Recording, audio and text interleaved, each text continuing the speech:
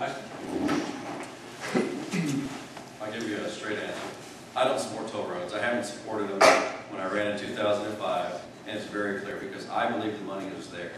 If we can prioritize our spending, and I don't care which level we're talking about, and hold elected officials accountable, then we will find the money to get these projects built. You know, we have almost $1 billion budget. Funding Where's Parkway? Come on, we can get that done. My job is to make sure that we help the rest of the city of San Antonio understand that congestion is not just a District 9 issue. I was speaking at a college about 4 weeks ago, and I told this to a group last night, so for those of you who heard it last night, sorry. But it's very simple. And the gentleman asked about Boulevardy Road. He said, what are you going to do? What do you think should happen? I told him, I said, you know, I grew up in San Antonio. Hebner and Babcock used to have the exact same problem. It was a 2-lane cattle trail that needed to be widened. They went in, they spent the right infrastructure dollars, and they did it. That's what needs to happen on Boulevardy Road. In the process, there was only 2 people in the room from, let's just call it this part of San Antonio, and a lady down in front. I asked her a question. I said, ma'am, if you don't mind me asking, where do you live?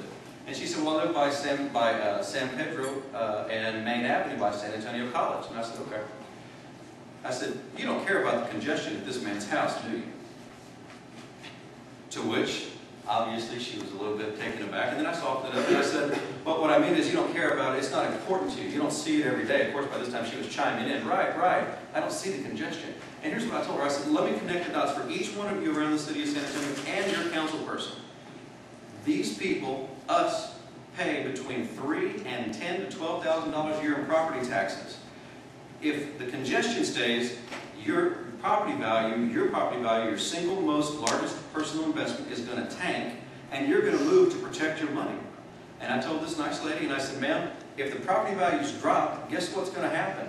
The next time you call the police, they're not going to come as fast as they used to. You're going to have services that are going to start to wane because you don't have adequate funding in the budget. We talked earlier about how funding comes from property taxes. Did everybody remember hearing that?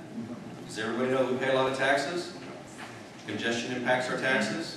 Obviously, we're related. You've got to have someone that can lead a consensus and get things done. Anybody can follow.